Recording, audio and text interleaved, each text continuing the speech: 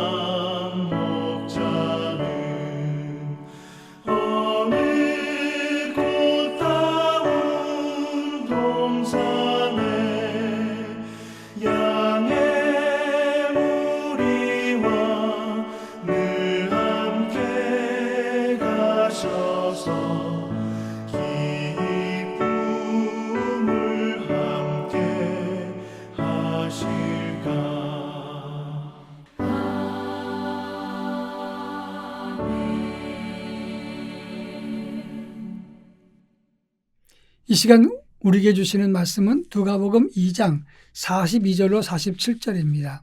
누가복음 2장 42절로 47절 말씀을 제가 봉독합니다.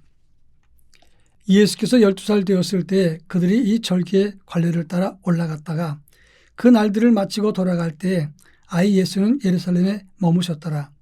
그 부모는 이를 알지 못하고 동행 중에 있는 줄로 생각하고 하룻길을 간 후 친족과 아는 자 중에서 찾되 만나지 못하매 찾으면서 예루살렘에 돌아갔더니 사흘 후에 성전에서 만난즉 그가 선생들 중에 앉으사 그들에게 듣기도 하시며 묻기도 하시니 듣는 자가 다 그 지혜와 대답을 놀랍게 여기더라. 아멘. 아주 오래전에 제가 주유를 하고 결제하려고 하는데 지갑이 없는 것입니다. 아마도 나올 때 지갑을 두고 나왔던 것 같습니다. 넣은 기름을 뺄 수도 없고 상당히 당황스러웠습니다. 그래서 차에서 내려서 사장님을 만나서 죄송합니다. 제가 지갑을 안 갖고 왔는데 내일 다시 와서 결제할 테니까 이해해 주십시오라고 이야기를 했습니다. 그때 사장님은 이런 경우가 가끔씩 있다 그러면서 내일 와서 결제해 주십시오라고 얘기를 해서 문제가 해결되었습니다. 있는 줄 알았는데 없으면 당황할 수밖에 없습니다. 오늘 우리가 읽은 본문의 말씀도 마찬가지입니다. 예수님의 어머니 아버지가 해마다 6월절에 예루살렘 성전에 올라갔는데 그때 예수님 나이가 12살 되었을 때 예수님을 성전에 데려갔습니다. 유대인의 전통에 의하면 남자아이가 5살 되면 쇠마와 할례를 배우게 했고 10살이 되면 미슈나, 이 미슈나라고 하는 것은 탈무드의 이해의 책을 썼는데 그 미슈나를 배우게 했습니다. 그리고 13살이 되면 계명의 아들이라고 호칭을 하면서 드디어 성인으로 인정을 했습니다. 그리고 율법을 따르게 하면서 자기 행위에 대한 책임을 짓게 했다고 하는 것입니다. 그런데 오늘 본문의 42절에 보면 예수님이 12살 되었을 때 그랬으니까 이스라엘의 13살 때 계명의 아들이라고 하니까 아직 성인식으로 간 것은 아닙니다. 다만 성년 준비 겸 6월절 지키는 예식에 참여하도록 예수님의 부모님들은 예수님을 성전에 데려간 것입니다. 그리고 이제 그 모든 관례와 의식을 마치고 돌아가는데 예수님은 성전에 머물렀었는데 가족들은 예수님이 일행 중에 있는 줄 알고 그냥 가다가 하룻길쯤 갔다가 다시 찾아왔다는 것이 오늘 본문의 내용이라고 하는 것입니다. 이 본문의 의미가 무엇인가를 함께 살피겠는데 46절에 보니까 사흘 후에 예수님을 성전에서 만났다 이렇게 말하고 있습니다. 있는 줄 알았다가 다시 찾으러 가는 것은 회복은 5배 오래 걸린다는 것을 뜻합니다.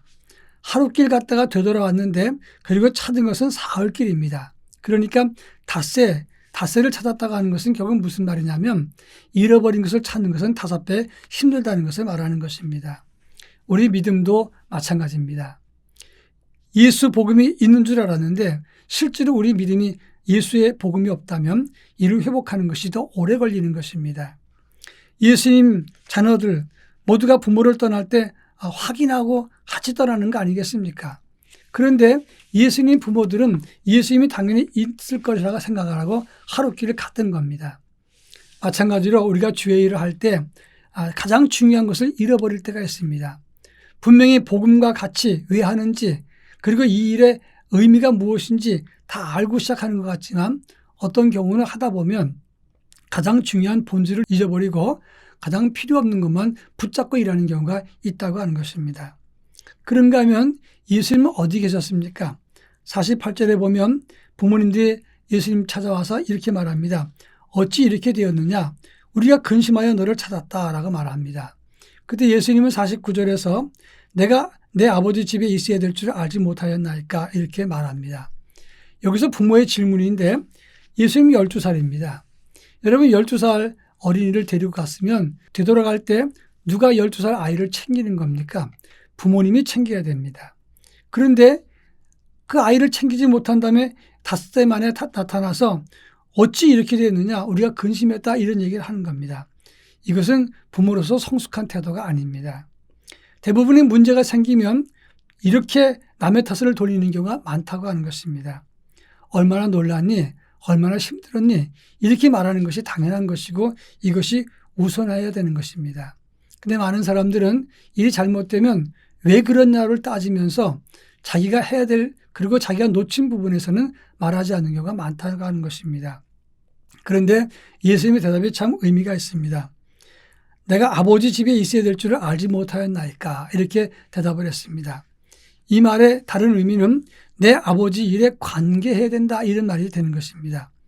여기에 중요한 포인트가 있습니다. 예수님이 어디 계셔야 옳습니까? 아버지의 집. 한마디로 하늘 아버지에 관계할 때 바로 예수님을 발견할 수 있다는 것입니다. 때로는 세상일 헛된 일을 분주하면서 예수님을 그곳에서 찾는 경우가 많습니다. 그러나 예수님이 계신 곳은 하나님 만나는 자리 그리고 아버지 일에 관계된 자리에 예수님이 계시다는 것을 알아야 되는 것입니다.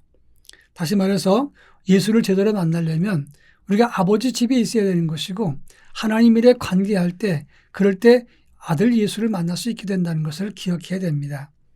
그런가 하면 마지막으로 예수님과 대화를 나누었던 선생님들의 태도입니다. 그 당시 성전에는 3군데의 회당이 있었습니다. 이방인의 뜰에 한 군데 있었고 이스라엘의 뜰에 있었고 안뜰 동남부 쪽에 있는 그곳에 회당이 있었습니다. 그러니까 성전 안에는 3곳의 회당이 있었던 것입니다. 여기에서 랍비들이 성경을 읽어주면서 율법을 설명했습니다. 예수님은 아마도 그곳에 둘러가면서 그들과 대화하고 묻고 답하셨습니다. 그런데 듣는 자가 그 지혜와 대답을 놀랍게 여겼더라라고 말했습니다. 왜 12살밖에 안 되는 예수님이 그렇게 성경에 능하고 하나님 말씀을 바르게 알았을까요? 그것은 예수님께서 율법을 지으신 분이기 때문에 잘 아신 것입니다. 그러니까 예수님만이 참 답을 알고 말씀의 의미와 깊이를 아신다는 뜻이 됩니다. 그러니까 이 말은 바꿔 말하면 오직 예수께만 참 답을 찾을 수 있다는 것을 말하는 것입니다. 참 답을 갖고 계신 분한테 들은 얘기 또 들은 얘기 거쳐간 얘기는 벌써 원래의 의미가 달라지는 겁니다. 원래 말씀하셨던 예수님 그 말씀의 의미의 답을 아시는 분이 주님밖에 없기 때문에 우리는 주님께로만 집중하고 주님 말씀을 통해서 새 힘을 얻어야 된다 하는 것입니다. 오직 예수께만 참 답을 찾고 예수를 통해서만 생명의 힘을 얻는 우리 모두가 되기를 바랍니다. 다 같이 기도합니다. 사랑 많으신 하나님 아버지, 오직 예수 그리스도를 통해서만 인생의 참 문제 해결을 찾고 진정한 답을 찾을 수 있도록 은혜를 더하여 주옵소서. 그리고 예수님 만나기 위해서 하나님의 일에 동참하게 하시고 그리고 주님이 계신 그곳에 놓일 수 있도록 성전 안에 놓일 수 있도록 저희들에게 은혜를 더하여 주옵소서. 예수님의 이름으로 기도합니다. 아멘.